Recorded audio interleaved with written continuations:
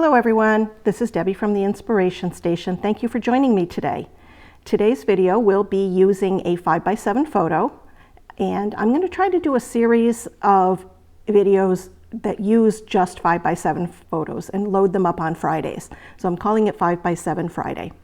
You'll see this adorable photo of my granddaughter. This was last year when it was her first Halloween, and my daughter put her in the pumpkin for the picture that everybody has to take of their baby in a pumpkin. I had this Farmstead Harvest collection. This is from American Crafts, and it's a beautiful collection. I absolutely love it. And I'm just kind of showing you some of the papers that are in there. Those three in my hand are the ones that I'm going to focus on. And I thought about using some of the others, maybe the stripes there, but I didn't end up using them. I also had all of the embellishments, the ephemera and those puffy stickers. I think I only used one puffy sticker out of the collection. But anyway, I really loved this white paper with the pumpkins in the background, and so I wanted that to be a big part of the design. And I decided that I wanted a very large mat around the actual page, so I chose this off-white color to try to go with. The background kind of looks pink in the video. It's actually an off-white or a cream color, so I think in real life it ended up looking pretty nice. I have this die from Impression Obsession, which unfortunately is no longer in business, but it's just a pumpkin die, and I'm going to cut out a couple of those, or I already have cut them out, but I'm going to color them with Copic markers to make them look a little bit more detailed.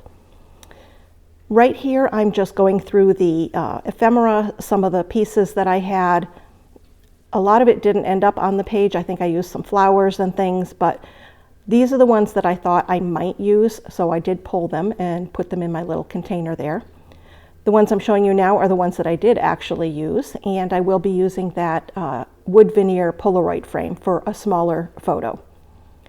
So I did my frame style foundation. I did cut the center out of that back piece to save some paper, and I realized that it looked a little bit flat. So right here, I'm just taking my fingernail and distressing the edge of the orange cardstock just to give it a little bit more texture.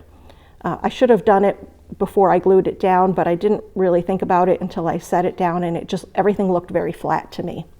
So I just used my fingernail, and it worked. So here are some pieces that were the black from the background, and this piece is the one that I really wanted to focus on. I tried really hard to layer behind this photo. The design that I had in my head used several layers behind the photo, and I just couldn't seem to make it work. That green paper was the exact color of the cardstock that I had matted the photo on, so the photo kind of got lost on it. So you'll see me auditioning different pieces of paper. I tried the cream cardstock, I tried several others, just couldn't make it work. So I moved on and decided to build up this little tag here that says "Thankful for You" with a banner that says, I think it says "I love you," or let's see, yeah, "I love you." Put the little banner up on foam tape and put it along the bottom.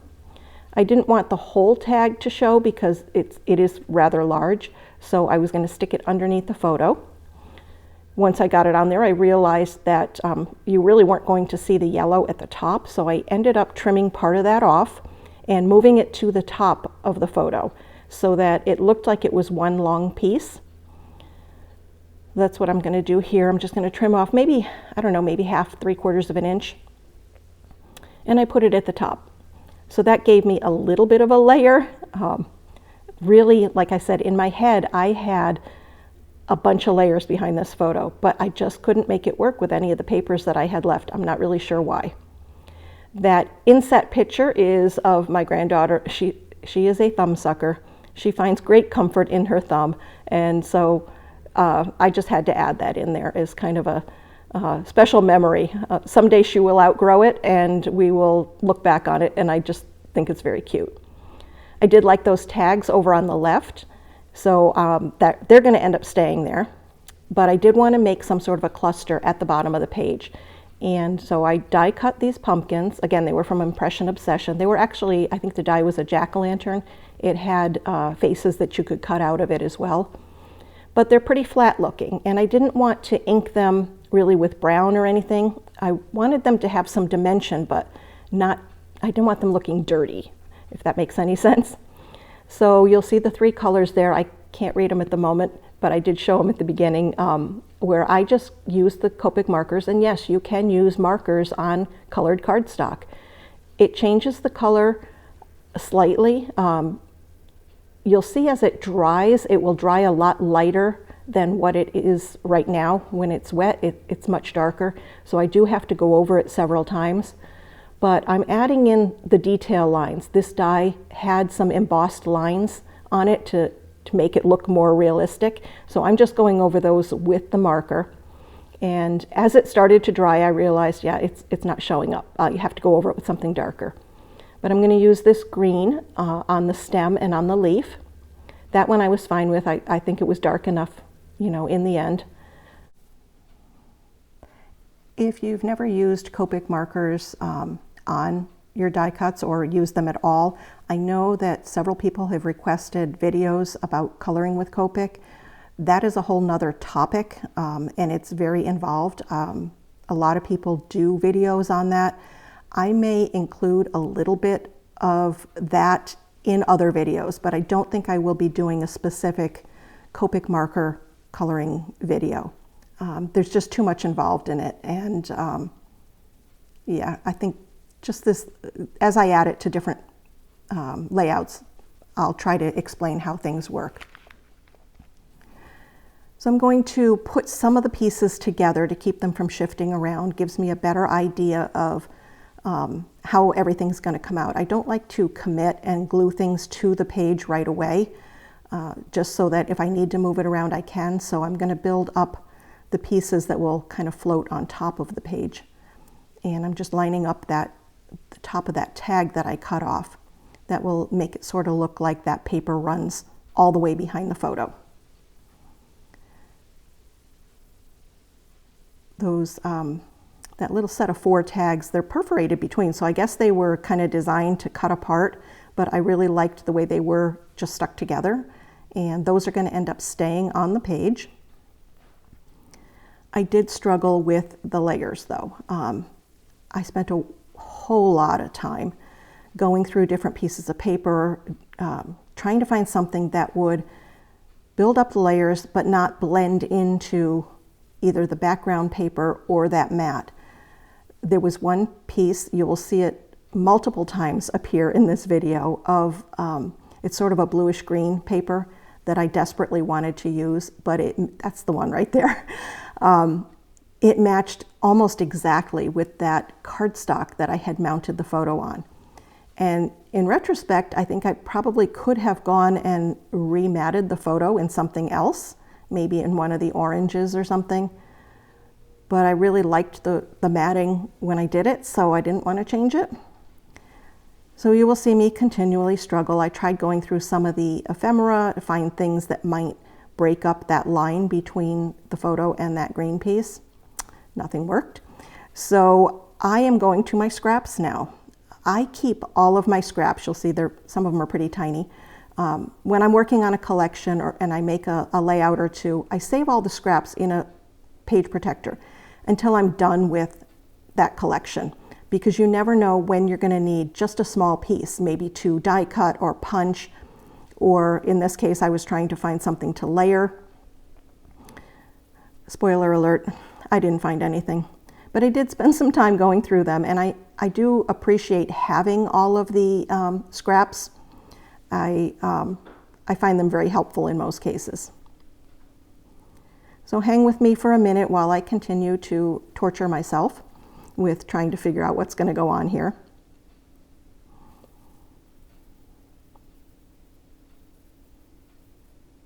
Yeah, it just wasn't working. I don't know, do you ever get to that point where you're just like, I know what I want to do, but it's not working? It's very frustrating.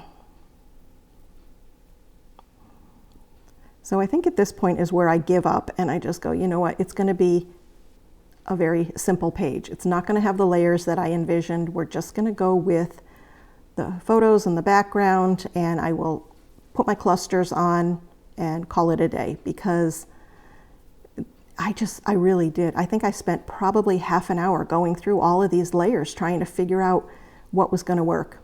So I did spare you that. So yeah, I'm going to glue everything down. I had those ephemera pieces glued to the photo. Now I'm going to commit the whole unit to my page. You'll see up in the top there's a little cut file that says pick of the patch. I spent a lot of time making that too, and it didn't end up on the page. I've said it before, I make a lot of changes when I'm scrapbooking. I go into things with a plan, but they never come to fruition. It always veers off course, and I'm okay with that generally, but I do waste a lot of time. So it makes it tricky when I'm videotaping, because I end up with, 2 hours worth of footage for a 15-minute video. But yeah, the cut file was cute. I didn't think it worked. I don't know if it's the the paper that I used to back it. It just looked too busy on the page. So I instead chose this little tag that says, I think it says, "Hello there, pumpkin." I thought it was cute. I'm going to layer it onto that veneer piece. Here I have some die cuts. This is a Tim Holtz Sizzix. It's an older die cut set. I think it is still available, possibly in a different form. Sizzix re-releases dies from time to time. They call it From the Vault, and so they may still be available. But I thought that these particular leaves looked more like pumpkin leaves than what the other pieces had. What's on the pumpkin actually looks more like an apple leaf to me. I left it alone, but I did want something that looked a little more correct. So I cut those pieces out of a darker green. It's one of my favorite greens. I think it's called Safari. It was a basil paper. And if anybody's having luck finding basil cardstock, let me know. I have a great collection of it, but I have a lot of former customers who have been asking where they can get it, and I'm not having any luck finding it. I don't know if it's because it was bought up by American Crafts, which was then bought up by another company. I hope they're still making it because it's one of the best. But if you have a line on that, please let me know in the comments below. So I'm going to get these things glued down. I did use some foam to bring the layer up on that tag so that it was even. Obviously being on the wood veneer, it's going to be higher, so I needed some foam on the side that was off of the veneer. And I will shift around my pumpkins and my leaves before I get them all stuck down. If you haven't noticed, I take a lot of time. I honestly don't know how the ladies who do these quick videos, get their pages done in no time, can do it. I think I'm just too indecisive. It might be my ADHD brain that, is going all over the place and thinking of different thoughts, but it takes me a long time. So I think I'm just about done fooling with those. I did have to use a clear acrylic block to hold the pieces in place that I had glued because they were a little bit fiddly.